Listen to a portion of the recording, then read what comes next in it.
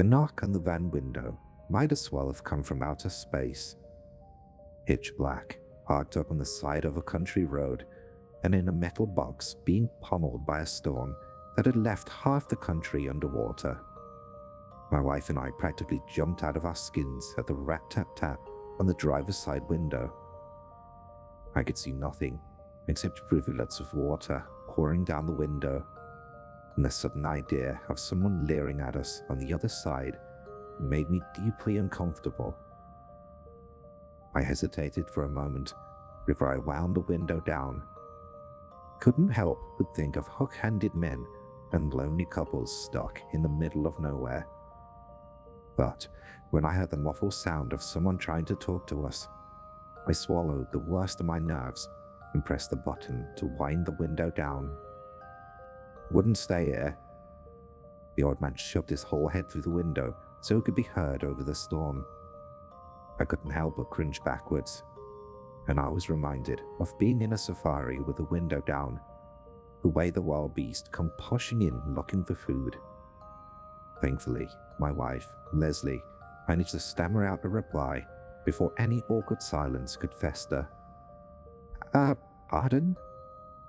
Can't stay here, he repeated. This lane will be underwater by midnight.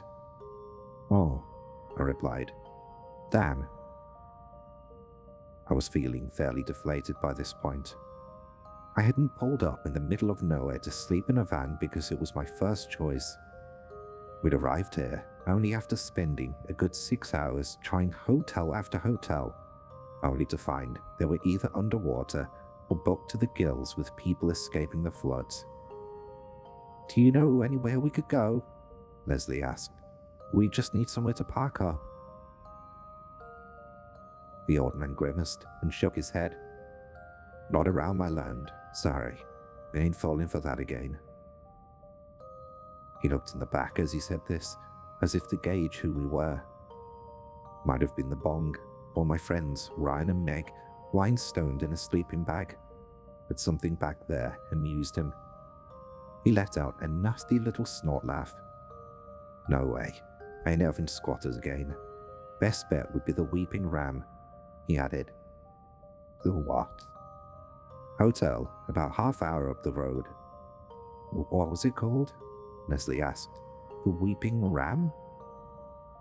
She immediately began typing on her phone, and the old man gestured with his hand for her to stop.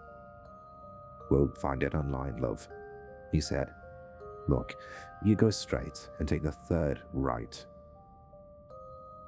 Leslie, diligent as ever, took meticulous notes as he spoke, but I had to fight not to roll my eyes. Something about the old man had rubbed me the wrong way, and once he left, I said as much. Half tempted to just stay here, I said, as I played with the keys in the ignition. He'd probably just want us out the area, unhappy with the undesirables lurking so close to his land. Yeah, but if it floods, we're in real trouble. Ryan appeared out the back, red-eyed and tired, but clearly having paid more attention than I thought. Please don't sink my van. It is literally my only possession in life. He's right, Leslie added. We can't risk getting caught in the flood. What's this place meant to be like then? I asked. Don't know, Leslie shrugged. I can't find anything about it online. Quaint as hell, Ryan said with an easygoing nod of the head. Old world offline vibes, like some ancient B&B or something. Bloody creepy is what it is, I replied. Nothing about it online? Leslie, still scrolling, shook her head. Better hope we don't end up starring in the West Country Chainsaw Massacre, I grumbled. Nobody laughed. So, with a bit of a grimace, I turned the keys and began to pull the van out of the banking I'd parked on. Leslie smiled and gave my leg a reassuring squeeze before feeding me the first of many directions to come. At least we know it has vacancies, I said as I rolled the van to a stop on an empty gravel lot. Is that a thatch roof? Leslie cried while ignoring me. Oh my god, it is, Meg cooed. a blonde hair and round face making a brief appearance by the front seats. "Let's get in there and take a look." She quickly disappeared back into the rear of the van, where her and Ryan set about gathering their things. "Oh, come on, Mark. It is quaint," Leslie said. I couldn't help but grimace. This funny-looking pub we'd been sent to by some stranger was in the middle of nowhere, situated in a small valley between two stony hills, with a view overlooking an overgrown field below. The land might once have been used for farming, if only for grazing animals, but now it looked desolate and dingy. Rain-lashed thorns and thistles and spiky thickets of grass were just about the only thing we'd seen in our headlights on the way up. And sure, the Weeping Ram was somewhat quaint, with its expansive thatch roof and a hand-painted sign of a pained-looking sheep that swung fitfully in the wind, its lumpen white plaster facade adding to the medieval rustic vibe. But I got the feeling the place was going to be full of cobwebs and spiders and dust and miserable old locals with no sense of humor. And where the hell were we? The stormy night had eaten the road behind us, erasing all sense of time and place as we drove down a muddy gravel lane, until out of nowhere, the turning the old man had warned us about appeared and led us to the pub. With the rest of the country running in circles because of the storm, I couldn't shake the feeling we'd crawled into a forgotten corner of the world, one best left alone. Did people really come here to get drunk or stay for the night? Did people drive here to come to work, or to eat, or cook, or serve drinks? It wasn't just out of place with the internet age, it seemed out of place with civilization itself. My suspicions were confirmed once inside. There was barely enough room for the four of us to cram into the small, poorly lit corridor, so Ryan peeked ahead and found the main drinking hall off to the right. Passing through, our feet scuffed an ancient stone floor, and I noted the horsehair plaster on the walls that likely predated the First World War. It reeked of mildew and damp, and yet the air seemed dry and musty at the same time. There were only 4 tables and 2 booths for drinkers, and a dark, hardwood bar that some potato-faced man likely served booze from. But for now, it was all deserted. No patrons, no bartender. The only sign of life was the faint flicker of light from the candlelight sconces. "Oh my God, this is crazy," Megan cried, grabbing Leslie's arm to draw attention to the light fittings. "Look at that!" Leslie agreed enthusiastically, but I tuned it out as I walked up to the bar and ran a finger across its greasy grain. It was dusty as hell, like it had gone unused for years. Behind the counter were a few racks for spirits, a couple taps, and a single door that led into some unlit space. Could have been a kitchen or a storeroom. Had no way of knowing. But I stared into the darkness and felt an uncomfortable sensation gather in my stomach. It looked like something was moving back there. But why would someone be lurking in the dark? "Do you think the owner's back there?" I didn't hear Leslie approach, so I couldn't hide my fear when she spoke, jumping like some spooked child.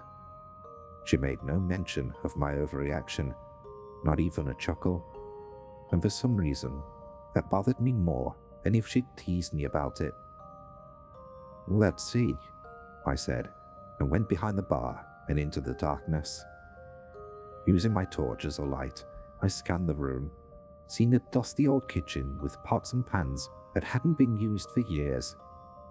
Left to right and left again. I looked carefully for some sign of life. I was sure I'd seen someone moving around. I stepped deeper into the kitchen, and when my light caught the leering grin of an old woman, it took all my resolve not to cry out. Without meaning to, I dropped my phone and went to pick it up while stammering out the best greeting I could given the circumstance. Excuse me, I cried, unable to shake the image of the strange-looking face I'd just glimpsed in a dark room. Sorry, I didn't mean to intrude or anything, it's just we were directed here by... The word stopped dead in my mouth when I stood up and brought the lighter. There she was again, that old woman, beery grin and wide eyes, pallid white skin, hands held together in front of her like an elderly headmistress supervising some exam. And she hadn't moved since I'd last laid the torch on her. Not an inch, not a millimeter even.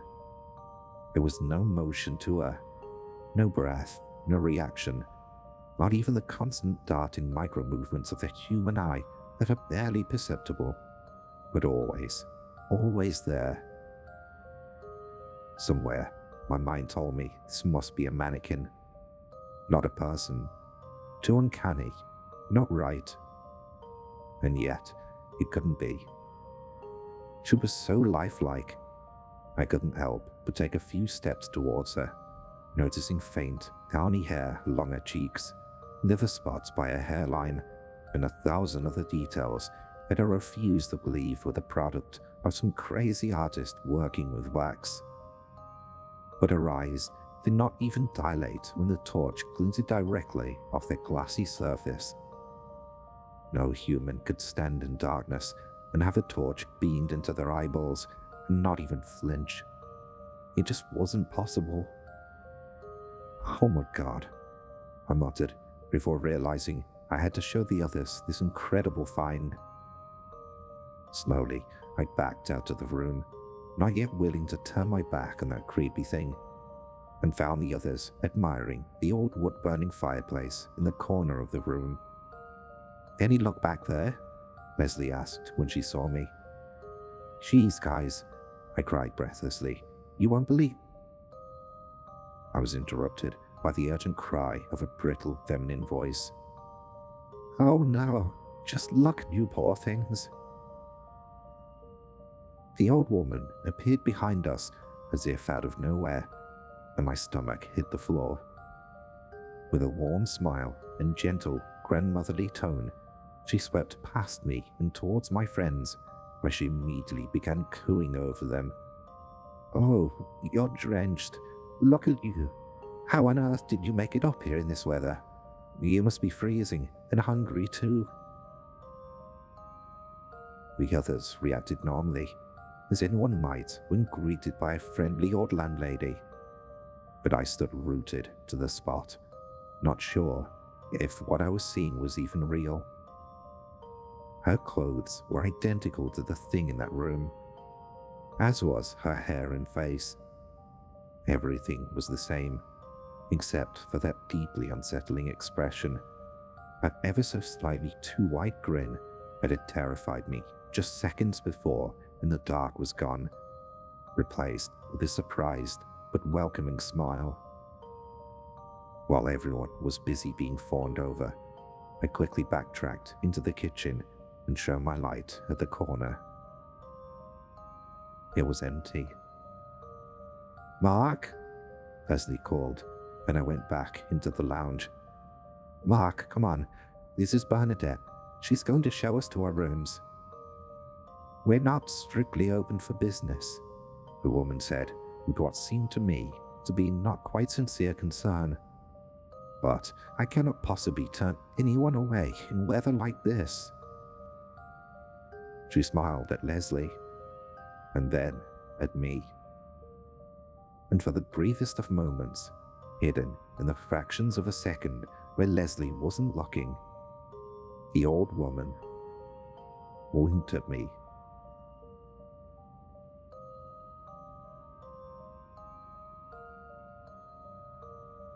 Leslie asked what was wrong, and I wasn't sure how to answer. Right there and then, sat on our bed where it was warm and safe, just the two of us. There wasn't much, if anything, wrong at all. It felt all too easy to ignore the strangeness I'd just experienced, so that's what I did. I shrugged it off, told Leslie everything was okay, and settled into bed beside her. But not before locking our door After that, I crawled under the covers, pulled my wife close, and shut my eyes. Sleep came surprisingly quickly, although there were a few flashing images of that deathly white face haunting me in my dreams. I couldn't say what woke me. I came to with the faint impression of a loud noise just outside the room, suddenly aware of the cold breeze on my right side where Leslie should have been. Now, she was gone, the covers thrown back and the bed beside me empty. Disoriented, I pulled myself upright and immediately went stumbling to the door, looking for her. Arms wrapped around my bare chest to stay warm, I poked my head out into the corridor and saw nothing except darkness. Again, the subtle, almost subconscious idea of movement in the inky black. "Leslie?" I called out and waited, straining to hear something, anything, over the roaring of the rain against the pub's ancient walls. Something might have moved around in response, but I wasn't sure. It was like listening for voices in white noise. The brain can play tricks on you. Nervous and wishing that I could just crawl into bed and pretend that nothing was wrong, I went back into the room and got dressed and turned the lights on.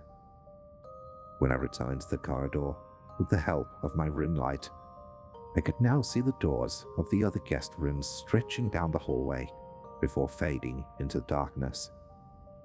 And there, at the very threshold of the light, was someone's phone, the screen broken and the edges dented. I picked it up and could tell from the astrological stickers on the back it belonged to Meg. The door to her and Ryan's room was empty, and looking inside, I saw that the bed was ruffled and unmade, and Ryan's phone was still plugged into a power bank near the mattress. But where were they? And why was there only one of his trainers lying upside down, halfway between the bed and the door? It was like he'd been trying to pull his shoes on when something interrupted him. "What the hell?" I muttered quietly as I panned my torch across the room. God, I wanted this little nightmare to be over with.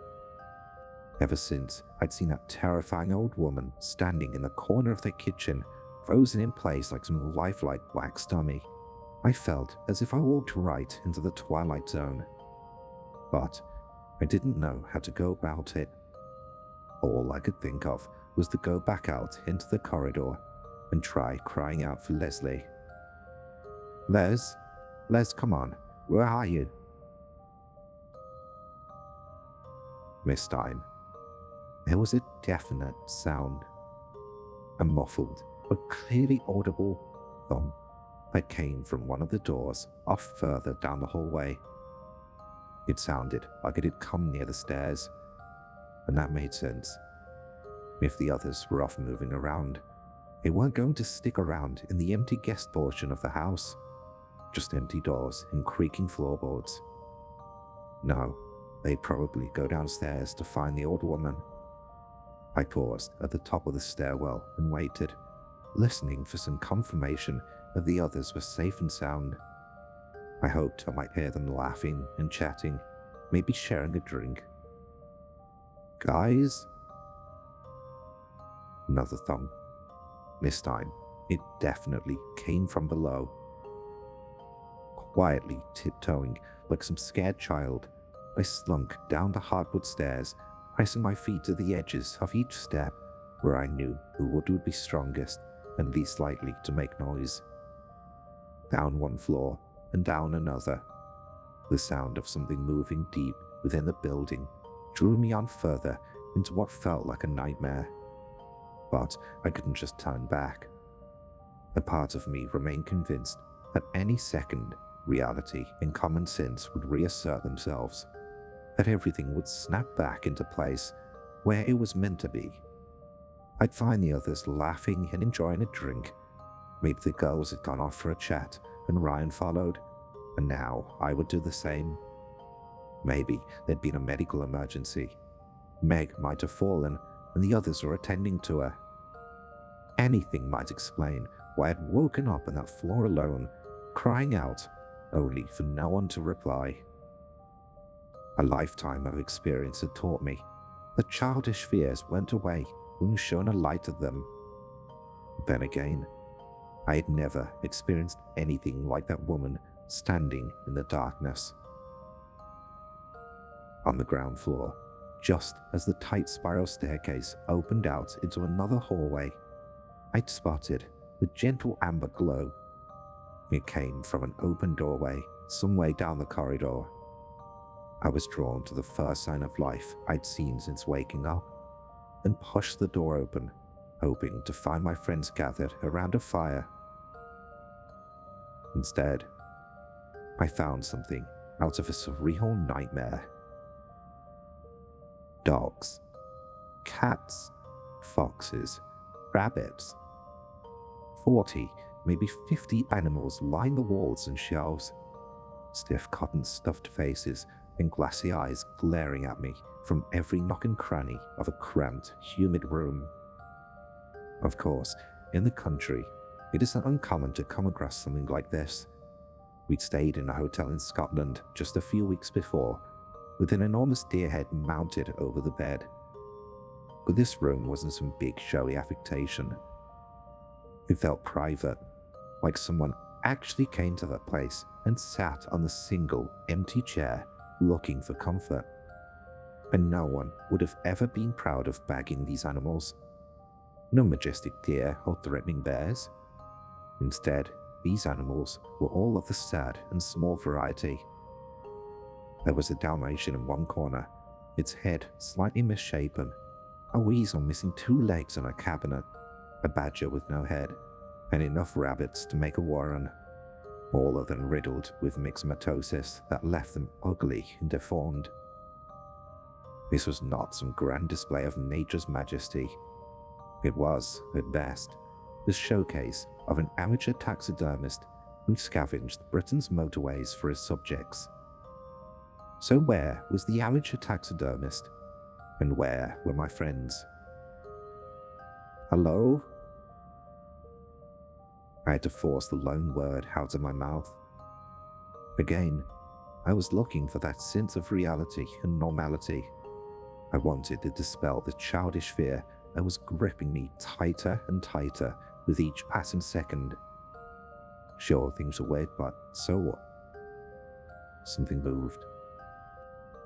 My heart seized as my eyes darted left and right, desperately trying to make sense of what my mind insisted could not have actually happened. The room was well lit, but so full of dusty fur and old furniture, it was impossible to say. Too many shadow-lined shelves, too much space to keep track of. Was I sure anything had moved at all? I took a step further into the room and tried to make sense of it all. If I had seen something move, where? My gut told me the movement had come from the corner with the Dalmatian. I took a closer look at it and grimaced. I love dogs, love them dearly.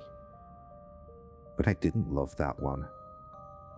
For a start, it was dead. Whoever had set out to remake it might have had good intentions.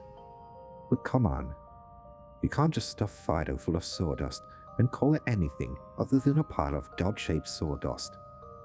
Draping the poor animal's skin over it does nothing for me, except make my skin crawl. And that goes for good taxidermy, the kind you might find on display in some eccentric's house. But this Dalmatian was all out of shape. Its abdomen bulged irregularly, its eyes pointed in different directions, and its glossy, open mouth didn't bear the welcoming smile of a friendly canine, but instead the slack open-jawed expression of some malicious idiot. Boom. The sound that I'd been following returned, this time closer than ever before. It sounded like it had just been outside the hallway. I went and checked, staying close to the doorway where there was at least sufficient light. There seemed to be nothing. But when I turned back to the room full of animals, I felt a terrible, overwhelming sensation of wrongness. The Dalmatian was gone. In the dark, something brushed against my leg, and I heard the telltale click-clack of a dog's claws on hardwood floor. Spinning on the spot, I tried to follow it, but caught only the faintest hint of a white and black animal fading into the darkness of the corridor. My torch illuminated only 3 steps of the basement stairs. Looking up from the very bottom was the Dalmatian with its strange lumpen head. The rest of it remained in shadow. We waited patiently. It did not bark or pant like any normal dog. It stared expectantly, and so far I had followed it only out of some naive hope that it might lead me to my friends. But as time has gone on, as the evening has taken on more and more of that surreal, almost dreamlike quality that made me feel helpless and trapped, I could not escape the feeling the dog was leading me deeper into the nightmare and not out of it. This was not helped by the fact that as I'd followed it onwards into the strange hotel, passing old rooms full of rotten knickknacks and cobweb-covered doors, the strange thumping noise had grown louder and louder, like the pealing of a bell. There were times that it occurred to me to turn and leave, to get into the van and just go. Maybe I would have, if I'd been in a more normal state of mind. But I like to think I would never abandon my wife or my friends. I may have been afraid, but I wasn't a coward. Leslie? Again, I hoped that she would suddenly appear. The lights would come on. The ever-present dread would be pushed back. But there was nothing. I stood at the threshold of the basement stairs and knew, sooner or later, I'd have to follow the dog. Down in the darkness, someone groaned, and it made me realize I could wait no more. A woman was down there, and I was certain it was Leslie who'd made it. As if on cue, the dog disappeared, like it knew I was going to follow now, no matter what. Heart racing, I descended and found myself in a crowded, dusty basement full of old rubbish and soggy boxes. The roof leaked in a half-dozen places, and with the storm in full effect, the ground had flooded by about 6 inches so that my feet were completely submerged in filthy-looking water. Somewhere in the basement, I could still hear the dog's paws cut through the water in a lazy, sloshing canter. I was looking around the basement with my phone as a torch, trying to see where it was leading me, when something caught my eye. A stony, cylindrical structure in one far corner. It was an old well, common enough in a house of the era, but in an unusual touch, it had been sealed shut with a heavy wooden lid. Something about that enormous slab of blackened timber seemed odd to me. It wasn't merely a safety feature. It looked like the sort of thing you'd seal a tomb with. Behind me came another splash. This was different to the quiet patter of the dog. It was like something or someone dropping into the water. I turned towards the sound and saw Bernadette. Her face twisted into another hideous grin, eyes wide and excited. I let out a cry and stumbled backwards, but by the time I managed to get back onto my feet, the old woman was gone. Close to panic, I swept my light around me and found her. She had moved and was close to my back. But she was frozen again, unreactive, like another piece of taxidermy. I wanted to run away at the sight of her standing so close, but somehow I just knew if I took my torch away again, she'd disappear, and I might not have time to find her before her bony fingers found me in the dark. Instead, I stayed in one place and slowly backed away. "Mark?" The sound of Leslie's voice hit me like a freight train. I gasped, turned instinctively towards her, and then back again to find that Bernadette had already disappeared. Aware that she might be anywhere, I focused on my wife, finding myself overcome with emotion, both good and bad, as my eyes took in the strange state of her. She looked pale, disoriented, and afraid. She stood there in a t-shirt and underwear, freezing cold, looking almost sick. But at least she was there. At least she was right in front of me. At last, some elements of this nightmare was giving way. "Geez, babes, what happened?" I said as I wrapped my arms around her. "I don't know," she mewed like a sick child. "I had these nightmares, and I woke up here. I think I was sleepwalking. I dreamt I was a little boy speaking to something in a well. I had a sister, I had a dog. The voice in the well wanted me too. God, it made me do such strange things." I couldn't help but look at the well in the corner. Her eyes followed mine, and she grimaced. "I don't like this place. Can we go? God, it feels so weird here. Am I still dreaming?" She walked forward and practically fell into my arms. With one arm wrapped around her, I held her upright and led her towards the stairs. Part of me wanted to ask about Meg and Ryan, but I knew it was more important to get us somewhere safe. We had climbed just a few stairs when I heard the sudden sound of someone barreling towards us at a sprint, their feet splashing in the water with stomach-churning speed. I turned just in time to see the old woman, face still twisted, coming out of the dark. Instinctively, I pushed Leslie ahead of me, but Bernadette was more interested in me. With an icy, hard grip, she grabbed my ankle and yanked me down. My head hit one of the steps, and for a brief moment, everything went a little wobbly. The next thing I was aware of was water rising to my ears and the sight of the basement steps receding away. Something was pulling me deeper into the dark. I tried to struggle, but a hard, rubbery hand refused to let go of my ankle.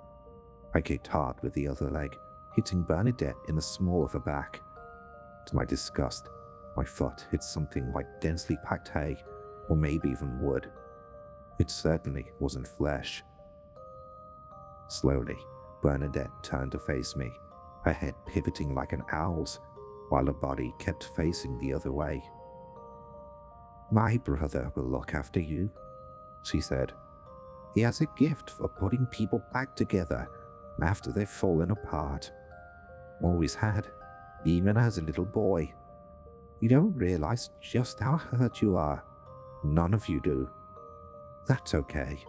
My brother is good at putting things back together."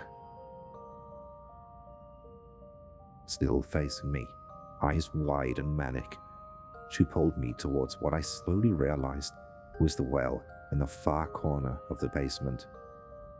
He scrapes away the scars and wounds and replaces the broken bones and withered muscles with fresh, clean, perfumed sawdust. Puts you back together one bit at a time. Did you know how hurt you were? Did you see the cuts and scars across your faces and hands? I did. She stopped at the well. With one arm and freakish strength, she effortlessly lifted the wooden slab. And so did he, even in the dark. He could see the bleeding inside and out, full of it, full of blood. You're all so full of blood. You needed help, just like me.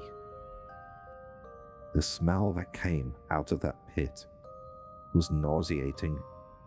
And realizing what was about to happen, I started to kick and punch, grabbing at any part of the old woman I could while trying my best to hurt her. But all that came away beneath my nails was papery skin and moldy sawdust that smelled of rotten meat. Bernadette climbed up to the lip of the well and swung me over the darkness. I couldn't help but look down into the inky abyss, where I caught sight of what looked like an oil leak on asphalt. A dark, murky collection of metallic colors, some of which I couldn't possibly describe in words. Slowly, something strange bobbed up from the foul fluid. A hand, gnarled and foul, began to break the surface and reach towards me. Just as I felt like my sanity was going to shatter into 1,000 pieces, I was thrown sideways into the water. There was a grunt and a struggle, and I looked up to see Leslie, her eyes clear for the first time since I found her, repeatedly hitting the old woman with a bit of wood. She was furious and unrelenting as she whacked Bernadette over and over. She had saved me, and for a moment, I fell in love with her all over again. But the romance didn't last long before my senses returned and I realized I couldn't just lie there. Desperate to help, I pulled myself to my feet and rushed over. Just in time as well. Leslie went for one final swing and Bernadette caught the plank of wood with an unflinching hand. Slowly, she tightened her grip and the wood began to splinter. But with all her attention on my wife, she failed to notice me charging towards her. With a good shove, I pushed her over the edge of the well and into the darkness below. We heard a thick, syrupy plop, and when we looked over, we saw her struggling in the filth below. Two eyes fixed us in the dark from a soot-covered face, and I knew we couldn't waste another second. I grabbed Leslie's elbow and ran. "Let's get the hell out of here," I cried as we scampered up the steps. Behind us, Bernadette let out a blood-curdling howl. A few hours later, when the sun was beginning to rise, we had pulled up the van on the side of the road to take a moment to ourselves and go over the strange events of the night before. The storm, starting to fade by now, had made a terrible mess of the roads, and it had taken us an infuriating few hours just to find another main road, as so many of the country lanes were blocked by fallen trees and branches. But now, with traffic passing us by and electric lights visible in the distance, we had finally found ourselves on the trail of civilization. "Geez," I said as the engine died and silence settled over us both. "Did that really happen?"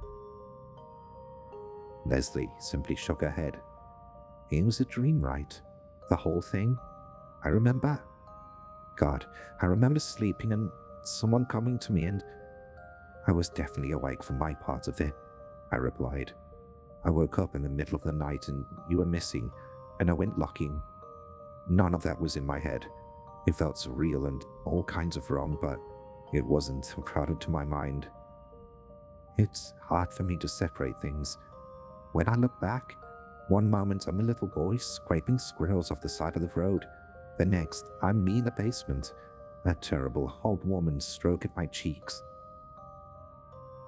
I put my arm around her and pulled her close. "Where are the others?" she asked after a few moments. "I don't know," I replied while shaking my head. "God, Mark, we need to find them. Even if we just call the police and tell them where, we need to do something." "Do you have your phone?" I asked. "I'll call them." "No. Do you?" "I lost it in the basement." I turned in my seat to look in the back, where I hoped I might find a spare phone or a laptop, something I could use to get help. But I froze in place when I saw Meg and Ryan's sleeping bag. It wasn't empty.